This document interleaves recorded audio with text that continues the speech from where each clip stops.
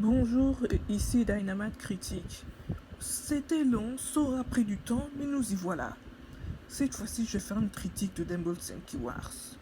Et tout ce que je vois en cette version, je n'ai pas arrêté de regarder et re-regarder cette version comme je le fais avec les sujets de mes vidéos pour voir si mon opinion de cette version changerait. Et malheureusement, tout ce que je vois, c'est en fait du gâchis de potentiel. Cette série, en fait, est vraiment incomplète. Et, et ce problème est encore pire dans le jeu. C'est clair que cette série est incomplète en fait. Et aussi, pour ceux qui ne savent pas, LBX Wars, c'est la suite du LBX original qui était sur Canal J. Je sais pas s'ils ont diffusé LBXW la saison 2 sur Canal J ou pas, mais la saison 3, c'est LBX Wars, ou Dumble Senki Wars, comme je me souviens. Mais le problème avec cette série, c'est qu'elle n'est vraiment pas finie en fait. Il y a beaucoup de scénarios qui nous jettent à la face Level 5 du classique du Level 5 qui ne sont pas du tout développés en fait et c'est vraiment dommage. Et aussi le méchant final, c'est Lady et tout ça, il craint comme méchant. C'est clair qu'il a été introduit à la dernière minute, il est vraiment pourri comme méchant, je le déteste. J'aurais préféré à la place que ce soit Kyujin méchant principal comme c'est le cas dans un autre manga de Demon Senki Wars dont j'ai parlé avant que j'ai aimé. Mais la raison pour laquelle j'aime autant LBX Wars et Demon Senki Wars, c'est parce que attention, bon, là, alerte anecdote gênante, hein, mais quand j'ai regardé la série quand elle est sortie, je sais pas si je me souviens pas quand je l'ai commencé à la regarder, mais je pense que je l'ai regardée en 2014-2015 comme ça, et je pense que c'est un peu cet animé qui m'a un peu, je pense, mis dans le chemin de... Parce que oui, je suis une ex-Fujoshi pour ceux qui savent pas. Et si vous savez pas c'est quoi une Fujoshi, je préférerais garder votre santé mentale et vous épargner les détails. Mais oui, c'est un peu cet animé qui a fait de moi une Fujoshi et qui aussi, j'aime beaucoup le protagoniste aussi. Hein. Et même si les protagonistes de Demon Senki ont tendance à être pas très intéressants, je le trouve quand même un peu... Je trouve quand même Arata, le protagoniste de Wars, je le préfère aux autres protagonistes. Parce que, je sais pas, il a un peu de personnalité au moins. Et je n'aime vraiment pas comment ce que Hiro a été géré, je veux dire. Son histoire de vilain petit canard est quand même assez superficielle. Et ça ne me plaît pas trop. En fait, Hiro de LBXW, tu prends vraiment tous les clichés que les Américains se font sur les nerds et tout ça. Hein. Et là, il a comme un relooking. C'est vraiment un exemple de... Le scénario veut qu'on lui donne un relooking honneur, alors voilà. Mais dans le jeu, je pense que Hiro a comme... je sais pas si c'est de love interest ou pas, mais j'aime beaucoup cette histoire. Le fait qu'elle aime tel qu'il est et pas après son relooking, c'est plutôt sympa. Même si je ne sais pas si c'est sa copine ou si c'est juste une love interest classique. Mais là, on va rester dans Wars. J'aime le protagoniste parce qu'il me fait beaucoup penser à Han de Dumble Senki de LBXW. Et aussi, je pense que c'est un peu lui qui a commencé mon obsession pour les protagonistes masculins aux cheveux rouges. Parce que oui, j'aime en fait les mecs d'animaux aux cheveux rouges en fait. Et je pense que c'est un peu lui qui a commencé ça. Je pense que c'est un peu cet animé qui m'a mis dans le chemin chemin de dégénéré et du Fujoshi. Mais en tout cas, j'étais Fujoshi, c'était quand j'étais ado, c'est il y a longtemps, mais c'est un peu cet animé qui a commencé ça. Donc en fait, c'est vraiment LBX Wars qui m'a vraiment commencé mon chemin de découverte de d'autres animés en fait. Et je suis vraiment reconnaissant à cette version pour ça. Mais malheureusement, quand je la re-regarde maintenant, je pense qu'elle n'était vraiment pas achevée en fait. Et ça n'aide pas qu'il y ait une suite de Wars qui est LBX War Retsuden ou LBX Retsuden. Et, et le fait que plusieurs personnes ne savent même pas que cette histoire, que ce truc visual novel ou pas existe, même si ça aide le fait que ce visual novel, je sais pas si c'est encore accessible, mais il est quand même assez accessible quand même ce visual novel. Mais ça n'aide vraiment pas le problème que j'ai avec le scénario de Wars. Beaucoup de, beaucoup de pièces de scénario, comme on dit, de plotline, comme on dit en anglais, mais il y a beaucoup de choses qui n'ont pas été bien gérées dans Wars.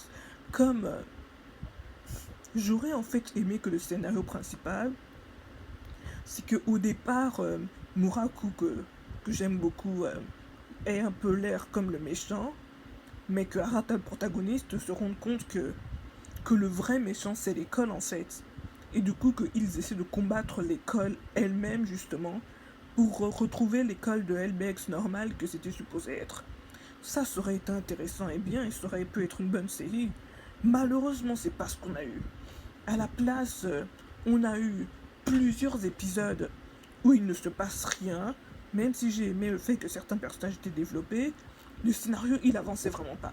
Et même si ça n'a pas vraiment donné une sensation de filler, c'est quand même vraiment dommage. Et ça n'aide pas que ça prend à plusieurs épisodes, je pense, vers les épisodes 20 comme ça que le scénario commence enfin. Mais les nouveaux méchants sont à chier en fait, ils viennent de nulle part. Et j'aime l'idée que des connards terroristes soient des méchants, mais je sais pas, je veux dire, dans l'animé, c'est clair que c'est Lady et un terroriste domestique, comme on les appelle, lorsqu'il n'y a pas une nouvelle. Il y a la différence entre les terroristes. Parce que oui, je sais que parler de terroristes dans une vidéo d'animé c'est bizarre, mais cet animé parle quand même pas mal de ce genre de sujet. Hein. Comme il y a comme un nouveau personnage. Et aussi, bon, je sais que c'est venu de nulle part, mais j'aime trop les Kara Design. C'est vraiment en fait Devil's LBX Wars qui m'a vraiment fait aimer le fait de designer mes propres personnages. Et la raison pour laquelle je peux être aussi fier de mes designs, c'est grâce à Wars. Et aussi le fait que que je voulais rendre mes designs plus inclusifs et j'ai réussi. Ça aussi c'est grâce à LBX Wars. Et aussi, les designs des LBX de l'original sont quand même assez nazes. Et je n'aime pas le fait qu'après Wars sort un vieux design naze du LBX original. Je sais pas, c'est peut-être mes goûts personnels, mais franchement, les designs des LBX dans Wars sont vraiment supérieurs. Et même s'il y a certains cara designs de Wars qui sont tout aussi problématiques que ce soit dans le jeu ou dans l'animé, je kiffe ces cara designs en crevé en fait. Ben oui, un scénario pas du tout fini et pas du tout complet en fait, et des méchants qui viennent de nulle part. Et aussi, quand tu finis l'animé, tu as comme l'impression que c'est pas fini en fait. Je pense que LBX Wars aurait mérité une suite. Et je pense que cette suite serait soudain le visual novel dont je vous ai parlé tout à l'heure. Un putain de visual novel. Sérieusement. Et quand je pensais que l'OVA qui est sorti en 2014, parce que Wars est sorti en 2013, mais l'OVA qui est sorti en 2014, je pense que j'aurais aimé que ça adapterait Tuden. Et il y a pas mal de choses dans cet OVA qui indiquaient qu'ils allaient aller vers cette route-là. Mais tout ce qu'on a, c'était juste un filler pourri. Et même si j'ai aimé le combat de LBX, je n'aime pas le fait qu'ils reprennent les designs de LBX pourris de l'original. J'aurais aimé que les designs de LBX de War ce soient les nouveaux designs de LBX de cette version, parce que je n'aime vraiment pas les designs de LBX de l'original. Donc oui, une série qui sera toujours complète. Grâce à, évidemment, signé Level 5. Ce qui est vraiment dommage, parce que je pense que LBX Wars avait vraiment beaucoup de potentiel. Et niveau scénario, même si je n'aimais pas l'original et les personnages, le scénario était quand même bien dans l'original. Mais malheureusement, niveau scénario, Wars est super et inférieur, excusez-moi, aux deux autres parce que le scénario n'est vraiment pas complet. Il y a plein de choses qui ont été mises en même temps et aucun d'entre eux n'a été développé correctement. Et tu ajoutes à ça le fait qu'ils introduisent de nouveaux méchants de nulle part. Et ça gâche vraiment tout en fait. Encore une fois, vraiment dommage parce que j'aime beaucoup le protagoniste, j'aime certains personnages de Wars, même s'il y a certains personnages que je déteste, comme Tadashi, ce connard insupportable aux cheveux bleus pâles que je déteste. Mais sinon, il y a des personnages que je déteste et des personnages que j'aime bien. Et aussi, il y a comme ce personnage-là, Fujin Kaito, qui est comme un connard, mais j'aime bien comment il est développé ensuite. Mais le fait qu'ils aient fait de lui mais le fait qu'il trahit ses propres amis pour rejoindre des terroristes domestiques, bordel. Oh, et j'ai oublié d'expliquer la différence entre un terroriste islamiste et un terroriste domestique. C'est que mais c'est selon mes mots, bah, allez faire vos recherches, mais selon moi, la différence entre les deux, c'est que les terroristes domestiques ne sont pas des islamistes.